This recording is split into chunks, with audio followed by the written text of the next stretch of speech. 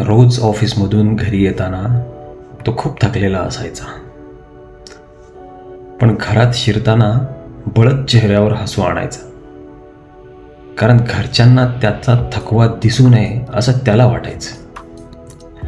स्वतःच्या इच्छा त्याने खूप आधी पुसून टाकल्या होत्या, कारण त्याच्यासाठी आता स्वतःच्या स्वप्नांपेक्षा जबाबदाऱ्या मोठ्या झाल्या होत्या. कधी कधी रात्री एकटाच बसून रडायचा, पण सकाळ झाली की पुन्हा मी ठीक आहे म्हणत कामाला जायचा.